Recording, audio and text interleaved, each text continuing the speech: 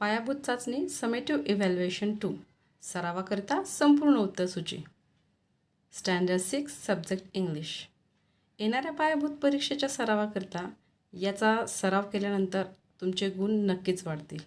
Hello everyone, welcome to my perfect learners YouTube channel. If you like this video please like, share and subscribe. चला तर मग सुरुवात करूया. Oral section question number 1. How would you invite your friend to celebrate one of the following festival that you like the most in 5 to 6 sentences? Observe the given pictures. दिलेल्या सणांपैकी कोणत्याही एका सणाकरता आपल्याला आपल्या मित्राला इन्व्हाइट करायचं आहे. त्याकरता 5 ते 6 ओळीमध्ये आपण त्याचं इन्व्हिटेशन तयार करायचं आहे. Now question number 2. Read the poem with proper rhythm and rhyme. योग्य तालासुरामध्ये आपल्याला ही कविता वाचून दाखवायची आहे. त्याकरता 5 मार्क्स राहणार आहेत. बघूयात आपण. How many seconds in a minute? 60 and no more in it. How many minutes in an hour? 60 for sun and shower. अशा पद्धतीने आपण पूर्ण कवितेचं वाचन या ठिकाणी करायचं आहे. Now writing section question number 3. Solve the puzzle. Choose the correct letters and complete the puzzle boxes with the help of given images. या ठिकाणी काही चित्र आपल्याला दाखवलेले आहेत. ते चित्र बघून आपल्याला हा वर्ल्ड पझल सोडवायचा आहे. इमेजेस कोणते दिले आहेत बघूयात आपण. बॉल, वॉच, रोज आणि मून. आता हेच शब्द आपल्याला पझल बॉक्समध्ये भरायचे आहेत. मग बघूयात तिसरा शब्द ज्याचं स्टार्टिंग लेटर आहे बी. मग आपण पुढे लिहिणार आहोत ALL बॉल. त्यानंतर पुढचा वर्ड पझल आहे ज्याच्या शेवटी दिलेला आहे आपल्याला ई आणि 4 अक्षरी तो शब्द आहे. तिथे बसणार आहे आपला ROSE रोज. त्यानंतर पुढचा वर्ड पझल राहील WA. 5 अक्षरी तो शब्द आहे. तिथे लिहिणार आहोत आपण TCH वॉच आणि लास्ट वर्ड आहे MOON मून म्हणजे चंद्र. Now question number 4. Read the passage and complete the activities. A man who never lied या पाठातील हा उतारा दिलेला आहे. तो काळजीपूर्वक वाचायचा आणि त्यावर आधारित प्रश्नांची उत्तर आपल्याला द्यायची आहेत. Question A. Read the following statements and complete the given boxes. बघा या ठिकाणी काही सेंटेन्सेस दिलेले आहेत. ते सेंटेन्स कोण आणि कोणाला म्हटलेले हे आपल्याला सांगायचं आहे. Sentence 1. Bring this man to me. हे वाक्य कोणी कोणाला म्हटले? The king to the people. Second sentence. Yes your majesty. याचा आन्सर आहे Mohammed to the king. Now question B. Complete the web. या ठिकाणी मोहम्मद विषयीचे वेब दिलेला आहे. तो आपल्याला उतारा वाचून कंप्लीट करायचा आहे. Mohammed was a wise man. Second. Mohammed never told a lie. हे पॅरेग्राफमध्ये दिलेले आहेत. मात्र वेळ लागेल म्हणून आपण तो पॅरेग्राफ रीड केलेला नाही आहे. तुम्ही मात्र वाचून त्याची उत्तरं द्यायची आहेत. Question C. Write opposites of the given words from the above passage. दिलेल्या उतारातून खालील शब्दांचे विरुद्धार्थी शब्द लिहायचे आहेत आपल्याला. Difficult, easy, close, open. Question number 5. Complete the activities from the given poem.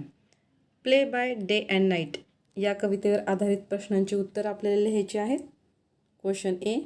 Complete the lines from the extract. Bring the. बघा ब्रिंग दच्या पुढे कोणत्या ओळी आहेत?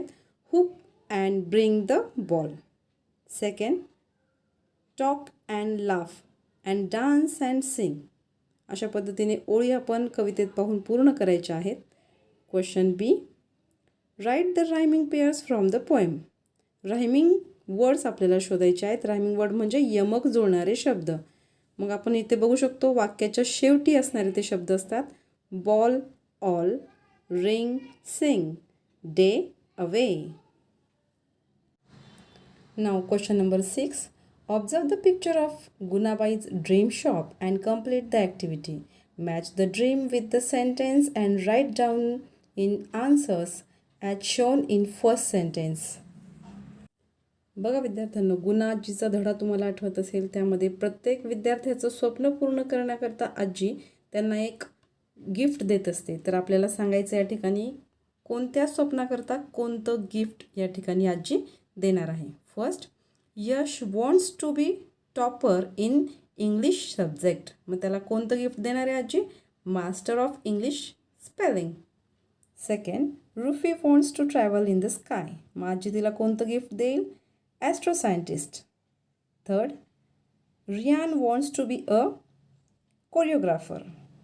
मग त्याला आजी कोणतं गिफ्ट देणार आहे? Twinkle toe dancer. Fourth, John wants to take gold medal in Olympic. मग त्याला आजी कोणतं गिफ्ट देईल? Top athlete. यानंतर फिफ्थ आहे, Sunny wants to be a bank manager. मग बँक मॅनेजरसाठी कोणती गोष्ट आवश्यक आहे? Maths wizard. अशा पद्धतीने करेक्ट गिफ्ट देऊन तुम्हाला हे आन्सर पूर्ण करायचे आहेत. Now question number 7, choose the correct verb from the given options. आता ग्रामर सेक्शन सुरू झालेलं आहे. 1, गीता डॅश मार्केट येस्टरडे. आता काल आहे त्याच्यामुळे आपण यातले कोणता वर्ब घेणार आहोत? Past tense. Answer is went. Second, I dash नुजू. आयच्या नंतर कोणता हेल्पिंग वर्ब वापरतो आपण? Am. Third, Sai dash complete his notebook tomorrow. Tomorrow म्हणजे भविष्यकाळाविषयी बोलायचे म्हणून आपण हेल्पिंग वर्ब वापरणार आहोत will. Fourth, Sahil dash him a lesson. आता साहिल हा सिंग्युलर थर्ड पर्सन आहे त्यामुळे आपण इथे वर्ब वापरणार आहोत टीच्स. ग्रामरचे हे छोटे छोटे नियम आपण या ठिकाणी समजून सांगत असतो, म्हणून जर तुम्हाला ग्रामर शिकायचं असेल तर चॅनलला सबस्क्राईब नक्की करा. चला सोडूया पुढचा प्रश्न. प्रश्न 8वा, do as directed. Question A, underline the silent letters from the given words as shown in examples. दिलेल्या शब्दातील सायलेंट लेटर आपल्याला शोधायचा आहे आणि तो समोर लिहिला तर आणखीनच छान. मग शब्द आहे बघा, आवर यातील शब्द आहे एच. सेकंड, लिसन यातील सायलेंट लेटर आहे टी. थर्ड, राईट यातला सायलेंट लेटर आहे जी एच. आणि फोर्थ, वॉच यातील सायलेंट लेटर आहे T. Now question B, complete the pair of short and long vowel sound as shown in example. Fit, fit. याला homophones असं पण म्हणतात बघा. असे शब्द आपल्याला आता लिहायचे आहेत जे शॉर्ट आणि लॉंग व्हॉवेल्समध्ये आहेत. Hit, hit. Sit, sit. Tick, tick. Beat, beat. Now question number 9, arrange the process of making lemon juice in sequence.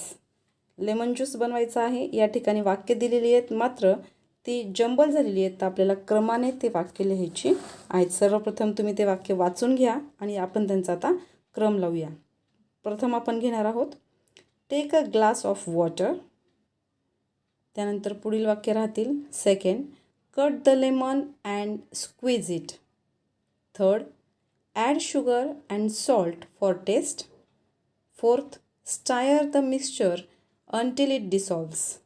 Fifth, add ice cubes and enjoy the sweet healthy lemon juice. असा योग्य क्रम आपल्याला lemon juice या प्रोसेसचा लिहायचा आहे. Now question number 10, write a short paragraph on the importance of the trees with the help of given points. Points are fruits, flowers, shade, oxygen, wood, nest for bird, medicine, etc. या शब्दांचा वापर करून छानसा उतारा ज्याच्यामधून आपल्याला झाडांचं महत्त्व समजेल तो उतारा आपल्याला लिहायचा आहे. या ठिकाणी एक उतारा आपण लिहिलेला आहे तो आपण वाचूयात. Trees are our best friends. They play an important role for our life on the earth. They give us fresh fruits and beautiful flowers which make our surroundings healthy and pleasant. Trees provide cool shade especially during hot days and they release oxygen which we need to breathe. They also give us wood for building and making useful things. Trees are safe home for birds. Many medicines are made from different part of trees. Therefore, we should plant more trees and take care of them. Plant tree, save tree. Now the last question number 11. Write a letter to your friend or cousin using the following format. एक पत्राचा format दिलेला आहे, त्यामध्ये fill in the blanks करून आपल्याला ते पत्र पूर्ण करायचं आहे. आपल्याला मित्राला किंवा आपल्या कझिनला हे पत्र लिहायचं आहे.